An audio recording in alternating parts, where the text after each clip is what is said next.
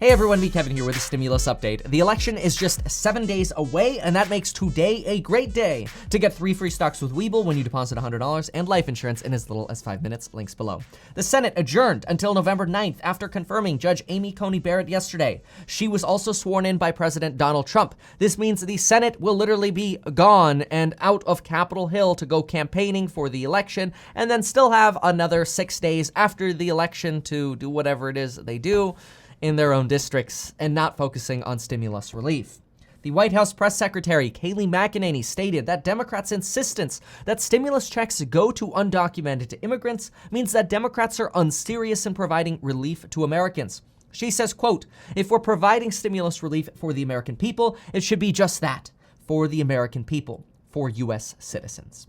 Regarding stimulus overall, she states the chances are slim that we will have stimulus before the election. Quote, "When you have someone like Nancy Pelosi as Speaker of the House, and when you look at the proposal they put forward, it still stands today." AKA, Nancy Pelosi and the Democrats have not made many revisions or come down on their offer. Nancy Pelosi had a $2.2 to $2.4 trillion stimulus bill, and she has remained mostly unmoved in this position. And in fairness to Kayleigh McEnany, she is right. Nancy Pelosi has mostly maintained her position. Nancy Pelosi, despite this, remains optimistic even after her 52-minute call with Steve Mnuchin yesterday. Must be nice to have a 52-minute workday. Anyway, with her 52-minute call with Steve Mnuchin yesterday, well, the call went nowhere. There's still no agreement on language for a national COVID testing plan, and this comes as cases are rising. However, deaths, fortunately, knock on wood, are remaining low at this point.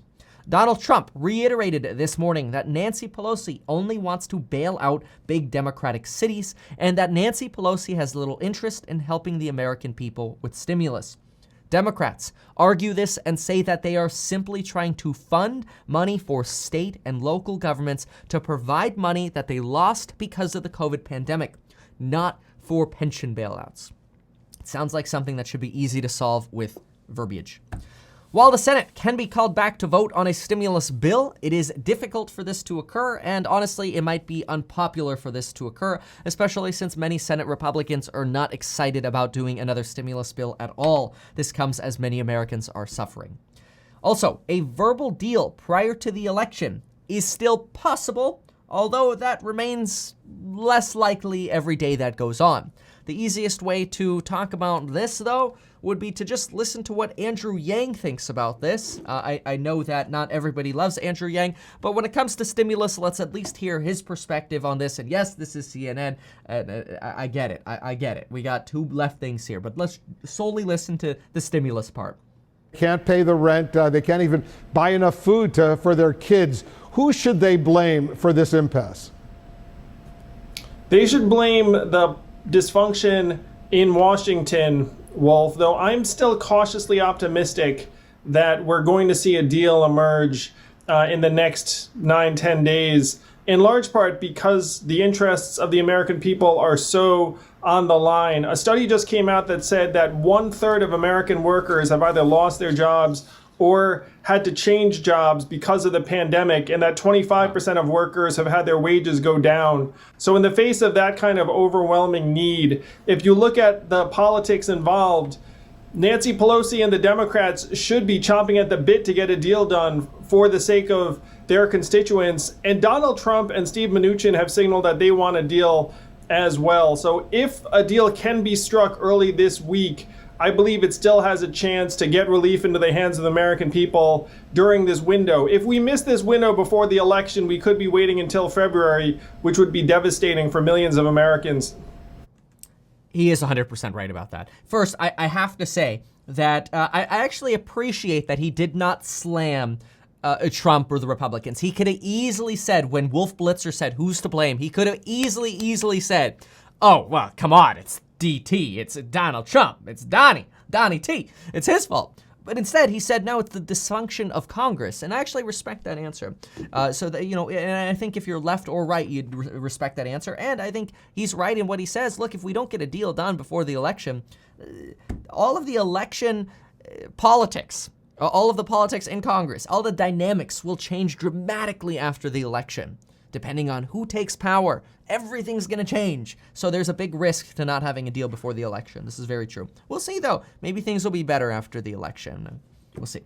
Now, keep in mind, we do have 3 major fiscal cliffs coming.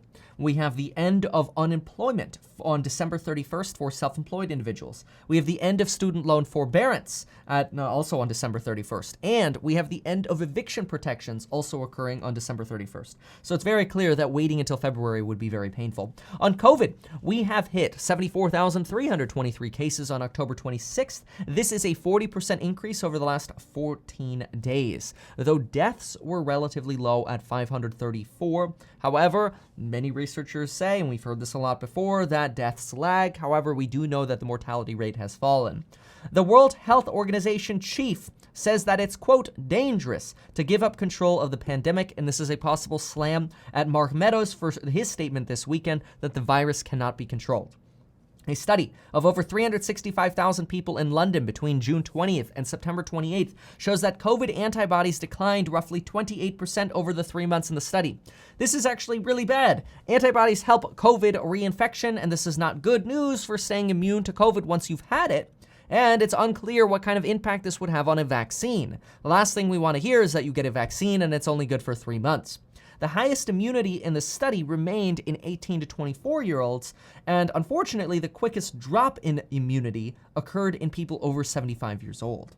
Germany is seeking to do what is now being called lockdown light, where they close restaurants and ban big events, partially shutting down Europe's largest economy. This comes as many Europeans oppose a second lockdown, and protesters in Naples, Berlin, and London marched against, quote, pandemic tyranny. Vice President Pence has tested negative for COVID again today. Pfizer says that once it knows that its COVID-19 vaccine is working, they will be able to make an announcement within a week. However, since they don't know if it's working yet, this now crushes hopes that many have had that we would hear that we have a working vaccine prior to the election. Unless, of course, you want to go to Russia and take the Sputnik. 3M is still working to produce 2 billion N95 respirators by the end of 2020, but at this point it is still difficult to get one if you are a consumer.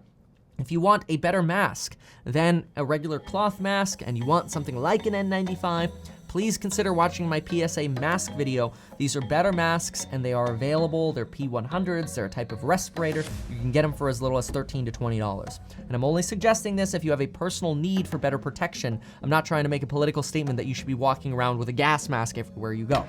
All right, that's the update for today. Make sure to get your life insurance and your 2 free stocks. I'm still responding to emails, but I should be caught up within the next couple hours. Thank you so much for watching, and folks, we'll see you next time.